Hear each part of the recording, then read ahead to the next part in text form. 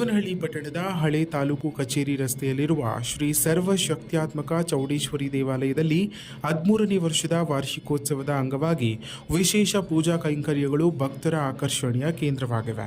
ಹೌದು, ದೇವಾಲಯ ಅಭಿವೃದ್ಧಿ ಸಮಿತಿ ಸದಸ್ಯರು ಹಾಗೂ ನಿವೃತ್ತ ತಹಶೀಲ್ದಾರ್ ಪಿ ಗಂಗಾಧರಪ್ಪ ಮಾತನಾಡಿ, ಏಪ್ರಿಲ್ 19ರಂದು ಮತ್ತು 20ರಂದು 2 ದಿನಗಳ ಕಾಲ ಭವ್ಯ ಕಾರ್ಯಕ್ರಮಗಳನ್ನು ಆಯೋಜಿಸಲಾಗಿದೆ ಎಂದು ತಿಳಿಸಿದ್ದಾರೆ. ಸರ್ವಶಕ್ತ್ಯಾತ್ಮಕ ದೇವನಹಳ್ಳಿ ಚೌಡೇಶ್ವರಮ್ಮನವರ ದೇವಾಲಯ ಇದು 106 ವರ್ಷದ ಇತಿಹಾಸ ಕೂಡ ಇದಕ್ಕೆ ಇದೆ. ಯಾಕೆಂದರೆ 100 ವರ್ಷದ ಹಿಂದೆಯೇ ದಾನಿಗಳು ಒಂದು ಜಾಗವನ್ನು ದೇವಸ್ಥಾನಕ್ಕೆ ಬರ್ತಕ್ಕಂಥ ಆದಾಯ ಬರಬೇಕು ಅಂತೇಳಿ ಬರೆದಿರ್ತಕ್ಕಂಥದ್ದು.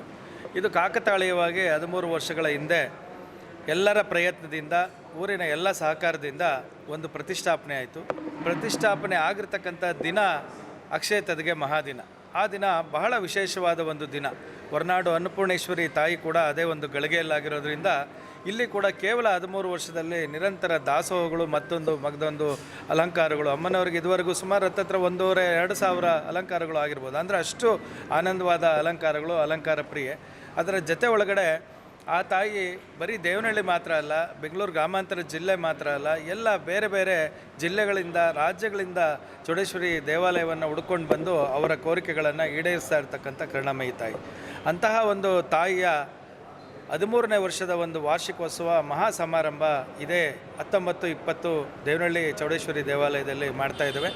ಎಲ್ಲರೂ ಕೂಡ ತುಂಬ ಸಹಕಾರ ನೀಡ್ತಾ ಇದ್ದಾರೆ. ಎಲ್ಲ ಕೂಡ ದಾನಿಗಳ ನೆರವಿನಿಂದ ನಡ್ಕೊಂಡು ಬರ್ತಾ ಇದೆ. ಕಳೆದ ಬಾರಿ ಒಂದು ದೊಡ್ಡ ಹೋಮವನ್ನು ನಾವು ಮಾಡಿಸಿದ್ವಿ. ಈ ಬಾರಿ ಪ್ರತ್ಯಂಗಿರಾ ದೇವಿ ಅಂದರೆ ಮೆಣಸಿನಕಾಯಿಯಲ್ಲಿ ಮಾಡ್ತಕ್ಕಂಥ ಒಂದು ವಿಶೇಷವಾದ ಹೋಮ. ಈ ಭಾಗದಲ್ಲಿ ಒಂದು ವಿಶೇಷವಾದ ಒಂದು ಪ್ರಯತ್ನ 2ನೇ ಬಾರಿ ನಾವು ಮಾಡಿಸ್ತಾ ಇದ್ದೇವೆ. ಅದು ನಂತರ ಅಮ್ಮನವರಿಗೂ ಕೂಡ ಸೇಮ್ ಪ್ರತ್ಯಂಗಿರಾ ದೇವಿ ಯಾವ ಥರ ಇರುತ್ತೆ ಅದೇ ರೀತಿಯಾದ ಪ್ರತ್ಯಂಗಿರಾ ದೇವಿ ಅಲಂಕಾರ ಇರುತ್ತೆ. ಇಷ್ಟು ಕಾರ್ಯಕ್ರಮಗಳ ಜೊತೆಗೆ ಹೆಣ್ಣು ಮಕ್ಕಳೇ ಸ್ವತಃ ಉತ್ಸವ ಮೂರ್ತಿಯನ್ನು ತೆಗೆದುಕೊಂಡು ಹೊತ್ಕೊಂಡು ಹೋಗ್ತಕ್ಕಂಥ ಸಾವಿರಾರು ಹೆಣ್ಮಕ್ಳು ಹೊತ್ಕೊಂಡು ಹೋಗ್ತಕ್ಕಂಥ ಒಂದು ಅವಕಾಶ ದೇವನಹಳ್ಳಿ ಚೌಡೇಶ್ವರಿ ದೇವಾಲಯದಲ್ಲಿ ಮಾತ್ರ.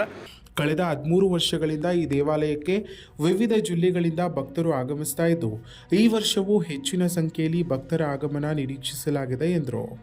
ಇನ್ನು ತಾಯಿ ಚೌಡೇಶ್ವರಿಗೆ ಏಪ್ರಿಲ್ 19ರಂದು ದೇವಿಗೆ ಗಂಗಾ ಪೂಜೆ, ಮಹಾಸಂಕಲ್ಪ, ಮಂಗಳ ದ್ರವ್ಯಗಳಿಂದ ಮಹಾಭಿಷೇಕ ನಡೆಯಲಿದ್ದು, ಸಂಜೆ ವೇಳೆಗೆ ಭಜನೆ, ವಾಸುಕಿ ಪೂಜೆ ಹಾಗೂ ಮಂಡಲಾರಾಧನೆ ನಡೆಯಲಿದೆ.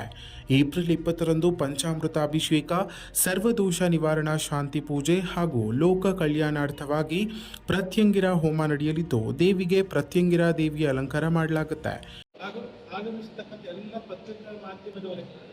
ಇವಾಗ ಈ ವರ್ಷದ ಒಂದು ವಿಶೇಷ ಏನಂದರೆ ಒಂದು ಮಂಡಲ ವಾರ್ಷಿಕೋತ್ಸವ ಬಂದಿದೆ. ಇದು ಒಂದು ಪ್ರತಿಗಿರಿ ತುಂಬ ಏನೇ ಕಷ್ಟ ಸುಖಗಳಿಗೂ ಕೂಡ ಇದನ್ನು ಬಗೆಹರಿಸ್ತಾರೆ. ಹಿಂದೆ ಈ ಹೋಮ ಕೂಡ ಮಾಡಿಸ್ತಕ್ಕಂಥ ಸಂದರ್ಭದಲ್ಲಿ ನಾವು ಕಲ್ಯಾಣಾರ್ಥವಾಗಿ ಈ ಪೂಜೆನ ಹೋಮನ ಹಮ್ಮಿಕೊಂಡಿದ್ದೀವಿ. ದಯವಿಟ್ಟು ತಾವೆಲ್ಲ ತಮ್ಮ ಮುಖಾಂತರ ಸಾರ್ವಜನಿಕರಿಗೆ ತಲುಪಲಿ ಅನ್ನೋ ರೀತಿ ಪ್ರಚುರಪಡಿಸಿ ತಾವು ಕೂಡ ಈ ವರ್ಷ ಎಲ್ಲರೂ ಅನಿಸುತ್ತೆ. ನನ್ನ 2 ಮಾತು ಮುಗಿಸ್ತೀನಿ. ನಮಸ್ಕಾರ. ಸರ್ವಶಕ್ತ್ಯಾತ್ಮಕ ಶ್ರೀ ಶಿವರೇಶ್ವರಿ ದೇವಿಯ 13ನೇ ವಾರ್ಷಿಕೋತ್ಸವ ಈ ಒಂದು ದೇವಸ್ಥಾನದ ಅಭಿವೃದ್ಧಿಗೆ ಹೆಚ್ಚು ಧನ್ಯಗಳಾದಂಥ ಮುರಾಜಣ್ಣವರೇ, ನಾಗರಾಜ ಸಾಹೇಬ್ರೆ, ಶ್ರೀರಾಮಣ್ಣವರೇ, ಜಯರಾಮಣ್ಣವರೇ, ಹನುಮಂತಣ್ಣವರೇ, ಅದು ವೇದಿಕೆ ಮುಂಭಾಗದಿಂದೆಲ್ಲ ಪತ್ರಿಕಾ ವರದಿಗಾರರೇ, ಈಗಾಗಲೇ ಕೂಡ 12 ವರ್ಷದ ವಿಜೃಂಭಣೆಯಿಂದ ಕೂಡ ಮಾರ್ಕೊಂಡು ಕೂಡ ಬರ್ತಾಯಿದ್ದೀವಿ. ಈಗಾಗಲೇ 2 ದಿವಸದ ಕಾರ್ಯಕ್ರಮಗಳ ಬಗ್ಗೆ ವಿಸ್ತಾರವಾಗಿ ಯಾವ್ಯಾವ ಕಾರ್ಯಕ್ರಮ ಇದೆ ಅಂತ ಕೂಡ ನಾವು ಮಾಧ್ಯಮ ವರದಿಗಾರರು ಕೂಡ ಹೆಚ್ಚು ಒತ್ತನ್ನು ಕೊಟ್ಟರೆ ಪತ್ರಿಕಾ ಕೂಡ ಎಲ್ಲರೂ ಒಂದು ಅಡ್ವರ್ಟೈಸ್ಮೆಂಟ್ ಎಲ್ಲ ಚೆನ್ನಾಗಿ ಮಾಡಿದ್ರೆ ಕಾರ್ಯಕ್ರಮ ಕೂಡ ಯಶಸ್ವಿಯಾಗಿ ಮಾಡ್ಕೊಂಡವರನ್ನ ಅಂತ ಹೇಳ್ತಾ ಎಲ್ಲರಿಗೂ ಮಧ್ಯಾಹ್ನ ಶಶಿಕಲಾ ಅಶ್ವತ್ಥಪ್ಪ ಗುರೂಜಿ ಸಾರಥ್ಯದಲ್ಲಿ ಸತ್ಸಂಗ ಮತ್ತು ಭಜನೆ ನಡೆಯಲಿದ್ದು, ಸಂಜೆ ಚಿನ್ನಲೇಪಿತ ಉತ್ಸವ ಮೂರ್ತಿಯನ್ನು ಪಟ್ಟಣದ ರಾಜಬೀದಿಯಲ್ಲಿ ಮಹಿಳೆಯರು ಹೊತ್ತು ಸಾಗಿಸುವ ವಿಶೇಷ ಮೆರವಣಿಗೆ ಹಾಗೂ ಉಯ್ಯಾಲೋತ್ಸವ ಭಕ್ತರ ಮನಸೂರೆಗೊಳ್ಳಲಿದೆ. ಇದೇ ವೇಳೆ ದೇವಾಲಯ ಅಭಿವೃದ್ಧಿ ಸಮಿತಿ ಸದಸ್ಯ ಎಸ್ಆರ್ ಮುನಿರಾಜು ಮಾತನಾಡಿ, ಕಳೆದ 12 ವರ್ಷಗಳಲ್ಲಿ ದೇವಾಲಯವು ಅತ್ಯಂತ ಪ್ರಸಿದ್ಧಿ ಪಡೆದುಕೊಂಡಿದ್ದು, ಅನೇಕ ಭಕ್ತರು ದೇವಾಲಯಕ್ಕೆ ಆಗಮಿಸ್ತಾ ಇದ್ದಾರೆ. ಹೆಚ್ಚಿನ ಸಂಖ್ಯೆಯಲ್ಲಿ ಭಕ್ತಾದಿಗಳು ಪೂಜಾ ಕೈಂಕರ್ಯಗಳಲ್ಲಿ ಭಾಗವಹಿಸಬೇಕೆಂದು ಮನವಿ ಮಾಡಿದ್ದಾರೆ.